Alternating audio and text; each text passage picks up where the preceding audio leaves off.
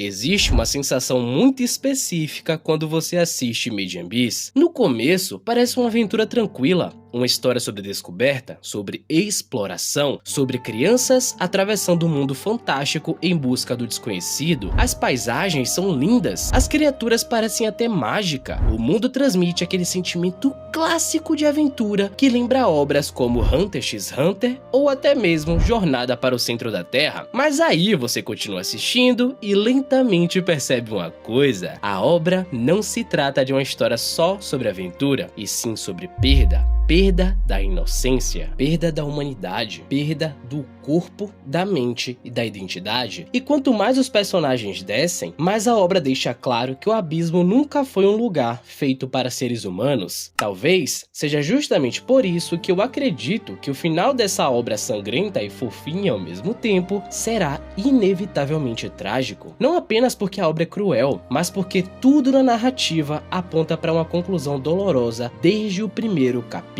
Existem sinais, símbolos e muitos detalhes que fazem parecer que o final dessa obra não será uma vitória, e sim um sacrifício. Quer saber mais sobre o final trágico que espera os nossos protagonistas? Então se liga que eu vou falar sobre isso agora! Fala, meus aventureiros! Como é que vocês estão? Eu espero que estejam bem, eu sou o Chorou e estamos aqui em mais um vídeo de Made in Abyss, mas dessa vez estou trazendo algo mais como uma conversa e não exatamente uma teoria. Afinal de contas, com o tempo absurdo que o Akihito leva para poder postar um capítulo, possa ser que em algum momento passe ou já tenha passado por sua cabeça como diabos essa obra vai terminar. E bom, é justamente sobre isso que vamos conversar nesse vídeo. Mas antes, se você for novo por aqui, eu te convido a conhecer esse recinto de malucos, tá? Mas se você já for um aventureiro de longa data, deixa o like aí embaixo que isso me ajuda a trazer novos vídeos para vocês. E sem mais delongas, bora pro vídeo!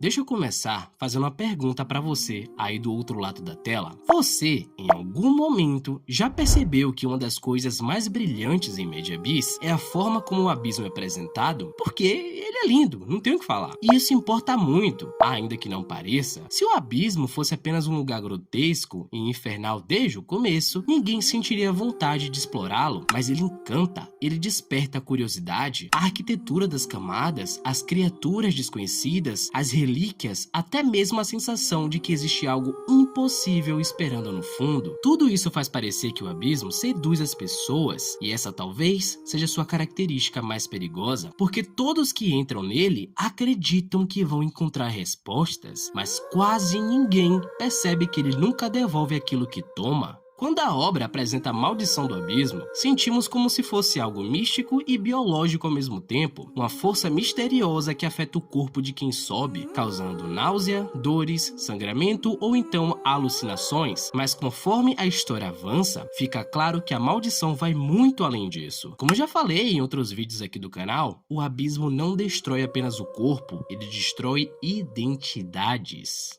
Nanashi talvez seja o maior exemplo disso. Ela sobreviveu aos experimentos de Bondrewd, mas o preço foi monstruoso. E o mais interessante é que a obra nunca trata a sobrevivência como vitória, até porque Nanashi continua viva, mas emocionalmente, uma parte dela morreu junto com a Michi. Isso é importante porque revela algo central sobre a obra. O abismo sempre cobra algo equivalente ao sonho de quem desce. Quanto maior for a ambição, maior a perda.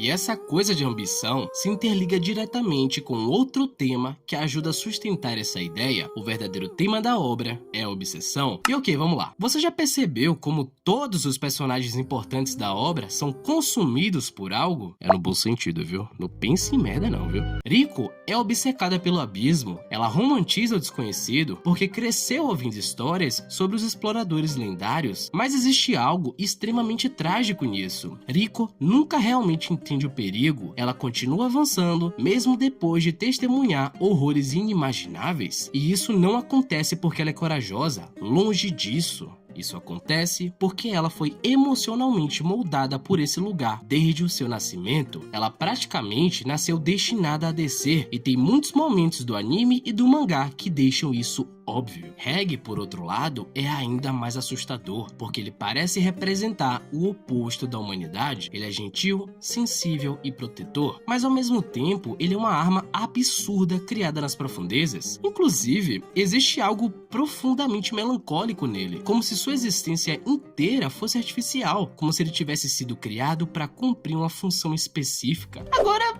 vem cá. Pensa comigo. E se o final da obra revelar que Reg precisa sacrificar a si mesmo para poder proteger Ariko? Sinceramente, seria completamente coerente com a narrativa. O tão temido Bondrewd é provavelmente o personagem que melhor representa o tema central da obra, porque ele ultrapassou todos os limites da moralidade humana, e o mais bizarro nisso tudo é que ele acredita genuinamente que está certo. Bondrewd abandonou empatia, ética e humanidade em nome do progresso. Ele não odeia ninguém, não sente prazer em machucar. Para ele, tudo é apenas um preço necessário, e talvez seja isso que torne a obra tão perturbadora. O abismo transforma amor em obsessão, curiosidade em loucura e sonhos em monstruosidades. É sempre algo bonito sendo transformado da pior maneira possível. Ok, agora eu quero que vocês deixem essa ideia de ambição e da obsessão um pouquinho só de lado. Respirem fundo e se afastem um pouco da tela do celular ou então do PC. Se afastem de todas as ideias que abordamos até agora e vamos adentrar numa outra teoria que também é bem famosa nessa comunidade. O abismo parece estar vivo. E cara, essa teoria é deliciosa do seu próprio jeito. E por que isso? Tudo no abismo parece funcionar de forma intencional. As relíquias aparecem nos lugares certos. As criaturas parecem adaptadas especificamente para cada camada. A maldição reage de forma quase que simbólica. Principalmente, o abismo parece atrair pessoas emocionalmente vulneráveis, quase como se estivesse chamando elas. Isso transforma a jornada em algo muito mais sombrio, porque talvez os personagens nunca tenham tido liberdade de escolha. Talvez todos eles já estivessem destinados a descer até o fundo desde o início. E aqui eu quero que vocês lembrem bem desse ponto. Eu acho que aqui a gente chega em um dos pontos mais trágicos do vídeo, porque uma vez que ficamos sabendo que certos personagens sempre estiveram destinados, entre muitas aspas, tá bom, a adentrar nessa aventura maluca, é entendível também que talvez não exista uma verdade final e absoluta esperando os nossos protagonistas nas profundezas, e isso se torna ainda mais evidente quando você percebe o maldito tom da obra. Made Abyss constantemente destrói expectativas românticas sobre a aventura. A obra deixa claro e mostra que o desconhecido não necessariamente guarda esperança. Às vezes, ele guarda apenas o vazio. Quer ver isso de uma outra perspectiva? A relação entre Riko e Lisa é profundamente estranha. A mãe da Riko deveria representar segurança, mas toda a construção da personagem transmite o contrário. Por isso, Lisa é quase como uma figura mitológica, distante, inalcançável e desumanizada. Quanto mais ouvimos sobre ela, menos ela parece ser uma mãe normal. E isso gera uma possibilidade assustadora. E se Lisa, na verdade, já tivesse sido completamente transformada pelo abismo?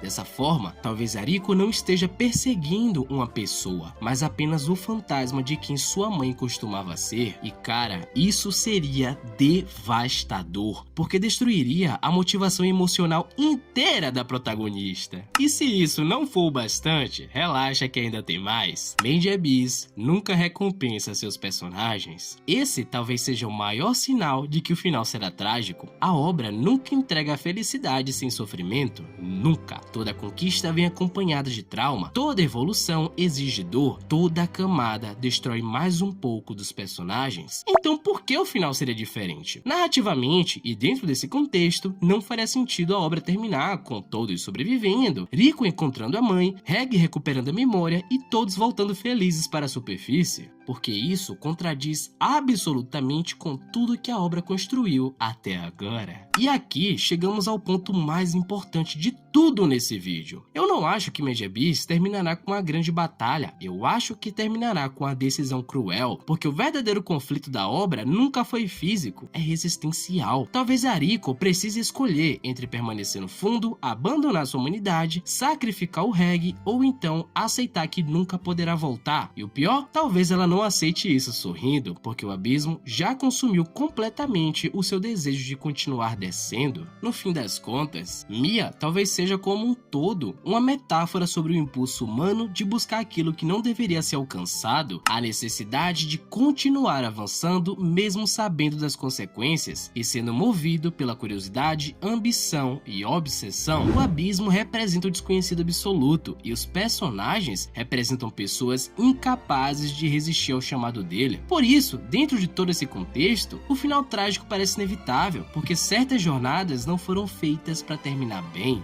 Existe algo profundamente triste aqui, porque apesar de todo o horror, os personagens continuam descendo, mesmo machucados ou traumatizados, mesmo sabendo que talvez eles nunca voltem. E talvez seja justamente isso que torna essa obra tão especial. Ela entende uma verdade desconfortável sobre o ser humano. Às vezes, a curiosidade é mais forte que o instinto de sobrevivência. Talvez Ariko encontre a sua mãe, talvez o Reg descubra quem realmente é, talvez exista alguma verdade no fundo do abismo, mas eu sinceramente acho que quando chegarmos lá, nada estará intacto, porque em Made Abyss, descer sempre significou perder alguma coisa, e no final da jornada, talvez os personagens percebam que o verdadeiro preço do abismo foi a própria humanidade deles. Mas e aí, o que você acha dessa ideia maluca, hein? Deixa sua opinião aqui nos comentários pra gente poder estar debatendo depois, tá bom? Eu, sinceramente, não acredito muito nessa ideia do fim trágico, até porque, se o autor não souber escrever muito bem algo desse tipo, toda essa jornada pode ser encerrada com um final bem bosta, confuso e chato. Mas eu tenho fé que o Akihito tenha uma certa carta na manga, pra que, seja lá como for o final, os personagens terão seu momento de glória depois de tantos problemas e tantas dificuldades. Bom, mas é isso, meu povo. Eu vou ficando por aqui e agradeço se vocês ficaram comigo até aqui também. Fiquem bem e até a próxima. Know that I will always try, funny your rhythm and rhyme. Though the nights are long and dark, I see you shining bright.